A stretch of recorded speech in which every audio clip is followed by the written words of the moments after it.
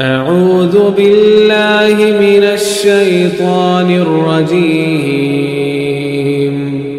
بسم الله الرحمن الرحيم والقلم وما يسطرون ما أنت بنعمة ربك بمجنون وإن لك لأجرا غير ممنون وإنك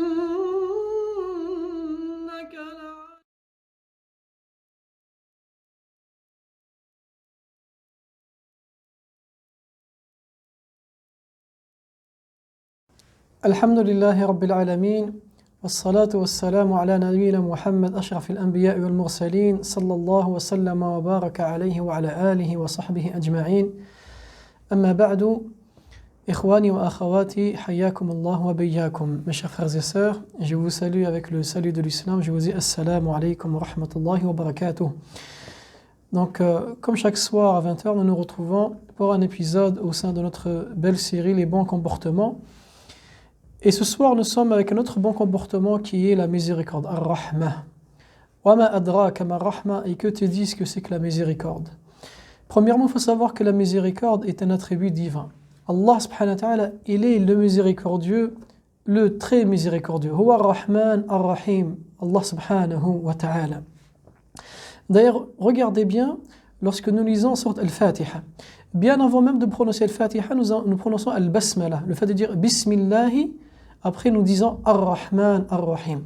Les premiers attributs d'Allah subhanahu wa ta'ala, ce sont Ar-Rahman, Ar-Rahim. D'ailleurs, parmi les plus beaux noms d'Allah Azza wa Jal, les 99, on commence par citer Ar-Rahman, Huwa Allahu alladhi la ilaha illahu, Ar-Rahman, Ar-Rahim. Le miséricordieux, le très miséricordieux subhanahu wa ta'ala. Ça veut dire sa miséricorde, elle touche tout le monde, tous les êtres. Wa rahmati wasi'at kulla shay.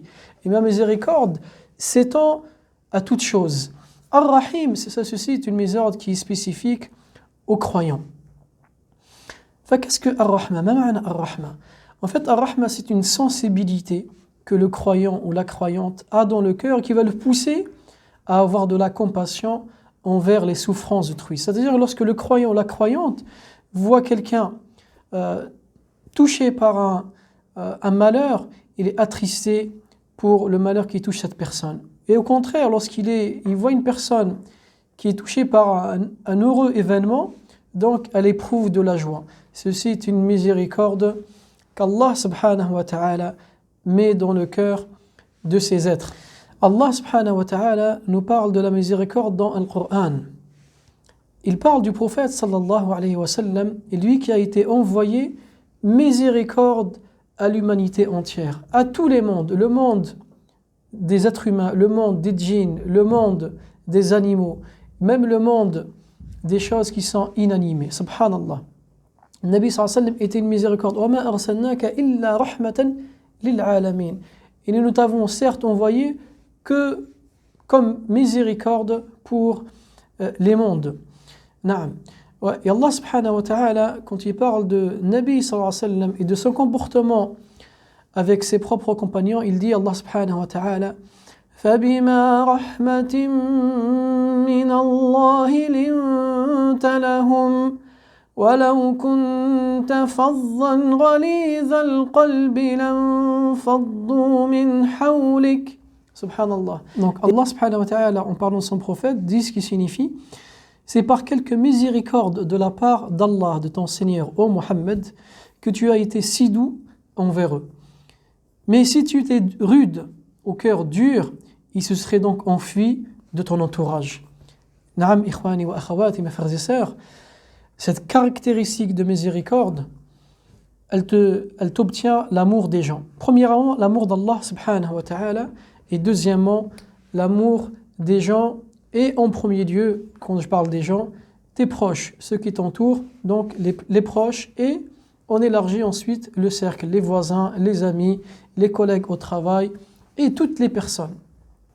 D'ailleurs, ikhwani, mes frères et sœurs, La rahma, la miséricorde, est une caractéristique des gens de la foi qui ont la foi, ahl al-iman.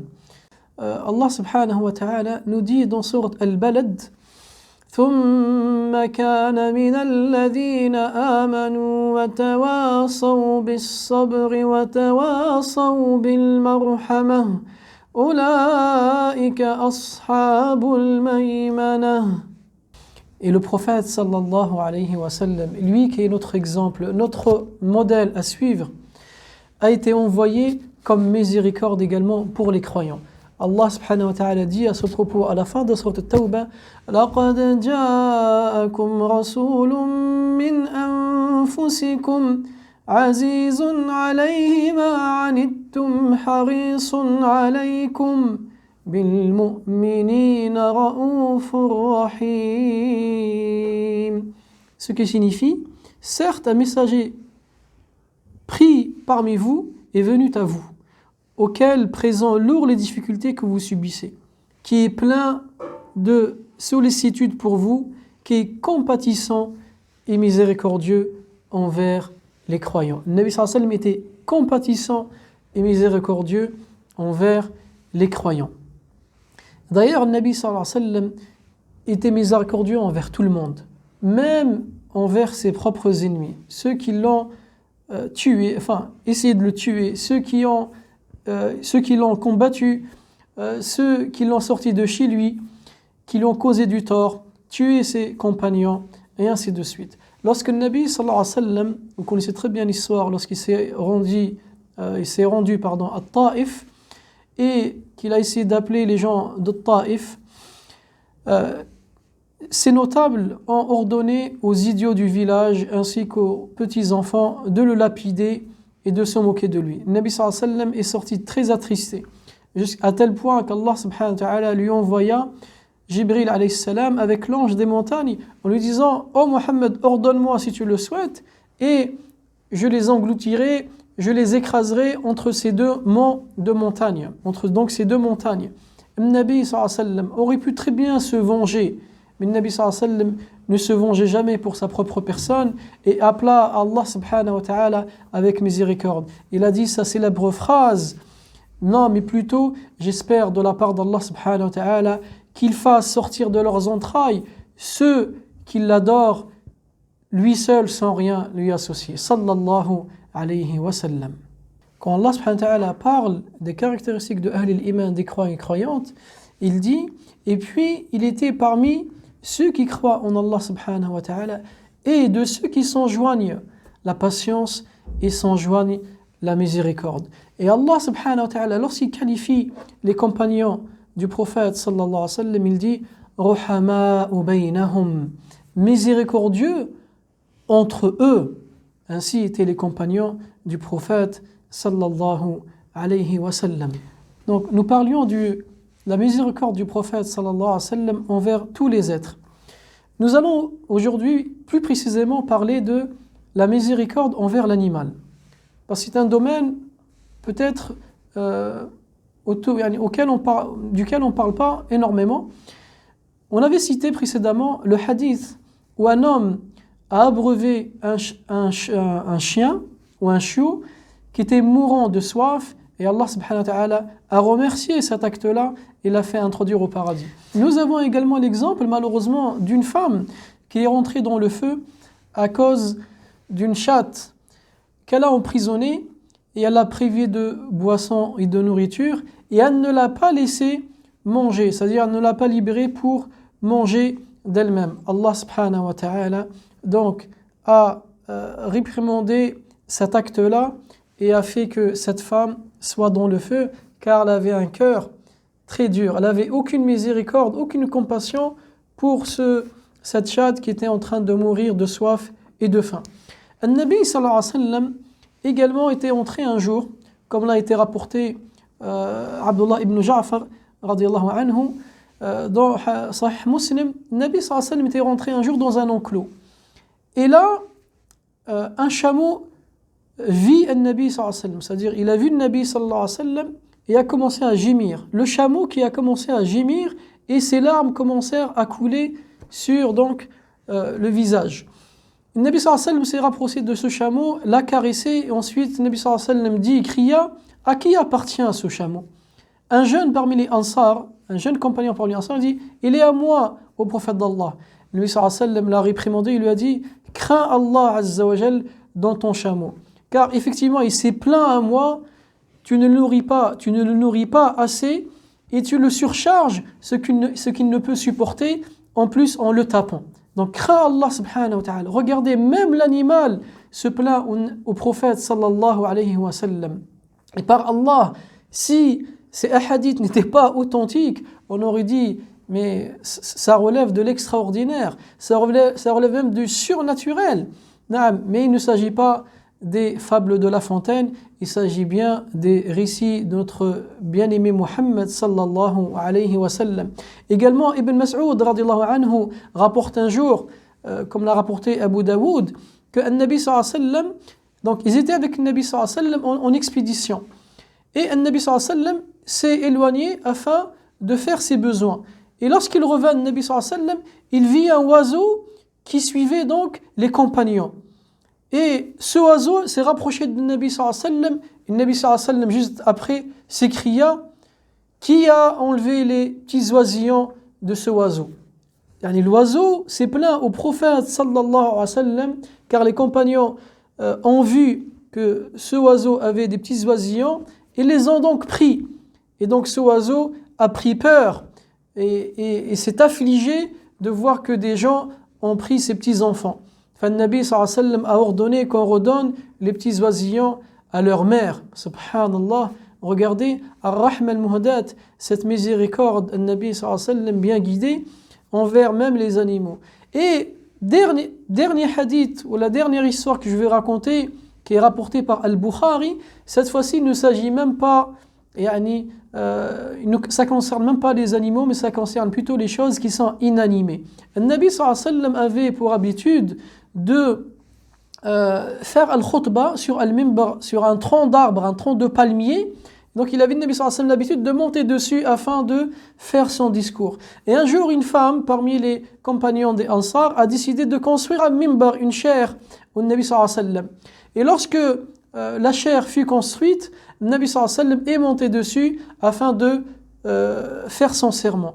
Et au premier mot que le Nabi sallallahu alayhi wa sallam a prononcé du sermon, les compagnons entendèrent le bout de bois, écoutez bien, le bout de bois gémir et pleurer comme un enfant. Un bout de bois, subhanallah ta'ala, car le Nabi sallallahu alayhi wa sallam avait l'habitude de monter dessus, et donc sous bout de bois, il avait cette proximité avec le Nabi sallallahu alayhi wa sallam. Et aujourd'hui, le Nabi sallallahu alayhi wa sallam l'a délaissé pour monter sur une autre chair. Donc c'est comme s'il se plaignait, il a commencé à gémir, et le Nabi sallallahu alayhi wa sallam est descendu de sa chair, est parti, il a pris le bout de bois contre sa poitrine. Subhanallah, le Nabi sallallahu alayhi wa sallam a pris le bout de bois, cette chose qui est inanimée, qui n'a pas de vie. Et jusqu'à ce que les compagnons disent dans le hadith, jusqu'à ce que le bout de bois se calme petit à petit et n'avait plus de gémissements et de pleurs. Allahu Akbar.